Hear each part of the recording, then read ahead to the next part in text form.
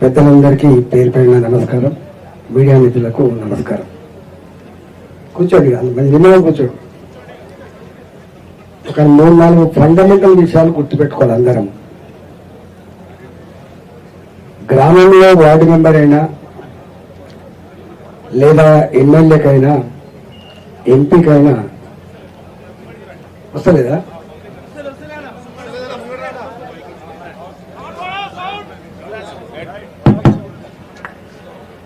ఎవరికైనా ward member నుంచి మొదలుపెట్టి కార్పొరేటర్ నుంచి మొదలుపెట్టి పార్లమెంట్ సభ్యుల వరకు ఎవరికైనా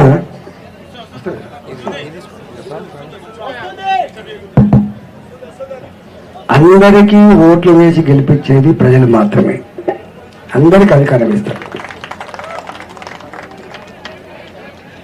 వార్డు మెంబర్ స్థాయిలో ఆయన పరిధి ఉంటుంది, ఎమ్మెల్యే స్థాయిలో వారి పరిధి ఉంటుంది, ఎంపీ స్థాయిలో నా పరిధి ఉంటుంది, రాష్ట్ర ప్రభుత్వానికి కొన్ని బాధ్యతలు ఉంటాయి, కేంద్ర ప్రభుత్వానికి కూడా కొన్ని బాధ్యతలు ఉంటాయి. ఎవరి బాధ్యతలు వాళ్ళు సక్రమంగా నిర్వహించుకోవాలి. రెండో అతి ముఖ్యమైన మాట ఏంటంటే గుర్తుపెట్టుకోవాలి, మనందరూ ఇవన్నీ చాలా ఇంపార్టెంట్. అందరం సమన్వయంగా పనిచేస్తేనే ప్రజలకు ఫలితాలు అందుతాయి. నేను ఇక్కడ కార్పొరేటర్ ఉంటారు, జిహెచ్ఎంసీ నుంచి కొట్లాడి డబ్బులు తీసుకొస్తాడు. ఎమ్మెల్యే గారు ఉంటారు, రాష్ట్ర ప్రభుత్వం నుంచి కొట్లాడి డబ్బులు తీసుకొస్తాడు. నేను ఎంపీగా ఉంటా, నేను కేంద్ర ప్రభుత్వం దగ్గర దాంట్లో కొట్లాడి డబ్బులు తీసుకొస్తా. మేము ఎవరైనా డబ్బులు తీసుకొచ్చినా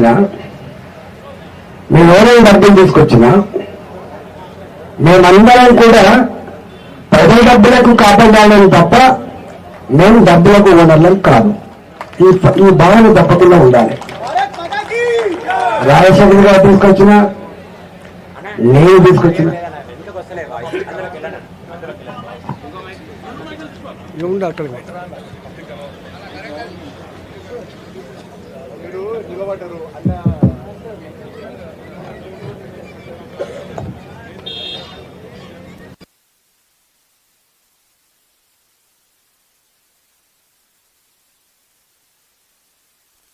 ప్రజలు కట్టిన పనులు మాత్రమే అనేది మనం మర్చిపోవద్దు. సౌండ్ కొంచెం పెట్టు.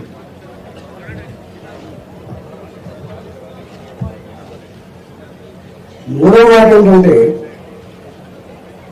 ఈ వాస్తవంగా రైల్వే ప్రాజెక్టులు ఈ మధ్యకాలంలో మనం చూస్తా ఉన్నాం.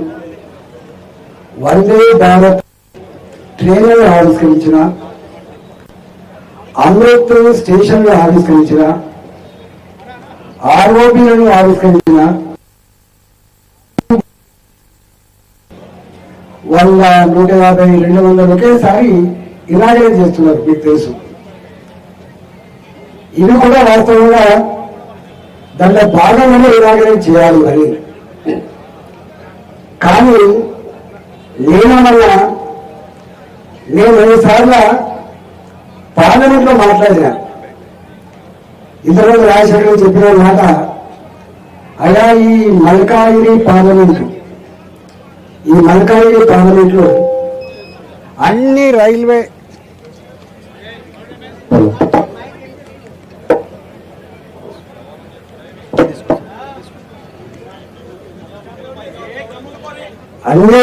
లైన్లు, ఇది రైల్వే లైన్ల అల్లిక నియోజకవర్గం. ఇది ఒక రకంగా గర్వపడతాం,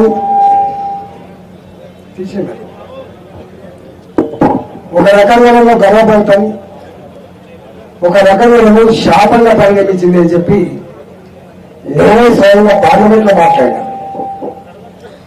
సికింద్రాబాద్ రైల్వే స్టేషన్ ఇలాగే వస్తుంది, ఇవాళ సౌత్ సెంట్రల్ రైల్వే ఆఫీస్ ఇలాగే వస్తుంది, వరంగల్ పోయాలని ఇట్లే పోతుంది, నిజామాబాద్ పోయి ఇట్లే పోతుంది, హైదరాబాద్ పోయి ఇట్లే పోతుంది, బాంబే పోయి సదర్నాథ్ ఇట్లే పోతుంది.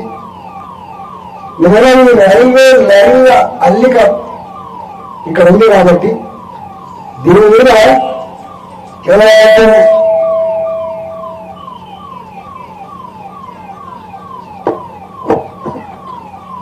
పోతుందా అనుకున్నారా?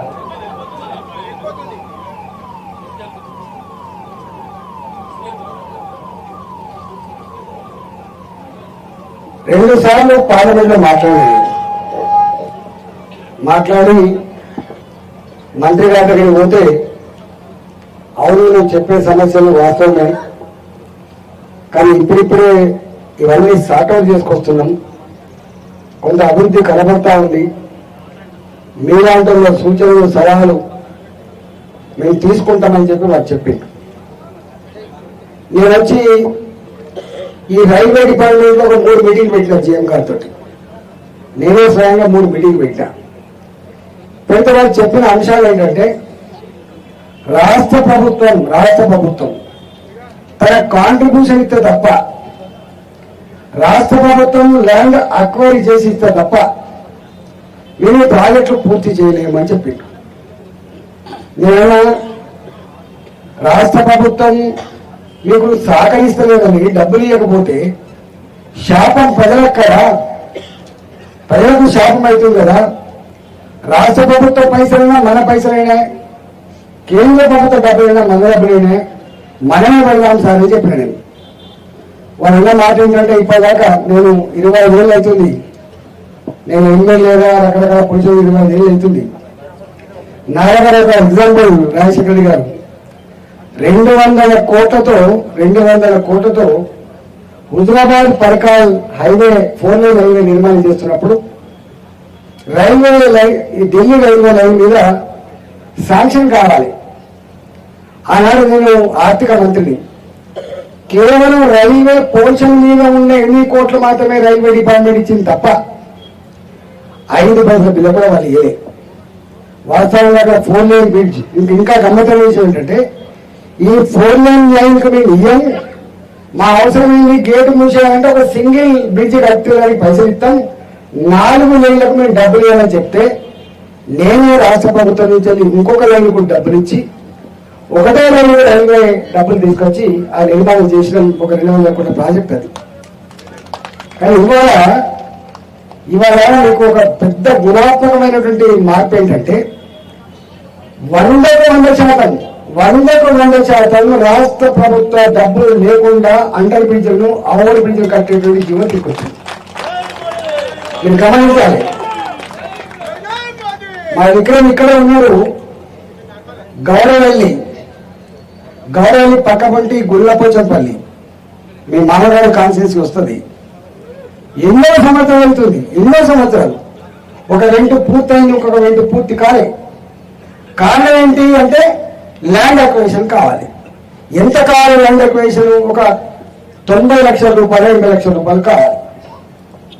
నేనన్నా 18 కోట్లు ఖర్చు పెట్టి 90 లక్షల రూపాయల కోసం 10 ఏళ్ళ వారి పెడితే ఏం లాభం ఉంటుంది? 10 ఏళ్ళు ఏం లాభం ఉందని చెప్పి 90 లక్షల రూపాయలు కూడా రైల్వే డిపార్ట్మెంట్ ఒప్పించి ఇవాళ ఆ ల్యాండ్ అక్విజిషన్ కూడా మనమే చేస్తున్నాం. ఇవాళ మీరు ఇవాళ వారి కాన్సెన్స్ 3 చెప్పుకున్నారు, 4 చెప్పుకున్నారు. వీరి కాన్సెన్స్ కాదు, మొత్తం ఈ పార్లమెంట్ పరిధిలో ఎలిఫెంట్ బ్రిడ్జ్ కాన్సెన్స్ మొదలు పెడితే ఇవన్నీ కడితే 23 ఆర్యూబీలు 23 ఆర్ఓబీలు ఉన్నాయి. గుర్తుపెట్టుకోండి, 23 ఆర్యూబీలు 6 ఉన్నాయి. వివేకులు 3. వీటి ఎందుకు తీసుకొచ్చాము అంటే సంవత్సరాలుగా ఎక్కిరిస్తానే కాబట్టి ప్రాజెక్టులు మీకు మీ బుల్లారం కాదు, మీరు అవుతుందో కాదో అది కంట్రోల్కి వస్తుండవచ్చు. 1993లో శాంక్షన్ అయింది. 1993లో శాంక్షన్ అయింది. అక్కడ ల్యాండ్ అక్విజిషన్ కూడా డబ్బులు ఇచ్చిండ్రు. ఇప్పటి వరకు అక్కడ బ్రిడ్జి కట్టలేదు. మీకు కూడా తెలుసు, బొల్లారం ఇక్కడ పుట్టి పెరిగిన వాటి తెలుసు. నేను అవన్నీ తీసిన మొత్తం పాత కాగితాలు, ల్యాండ్ అక్విజిషన్, వాళ్ళకి డబ్బులు ముట్టినవి, ఇవన్నీ అన్ని తీసినాయి. నేను రాజశేఖర్ గారు నేను కూడా ఒక 2 సార్లు ఎక్కడ నేర్చే మొదలు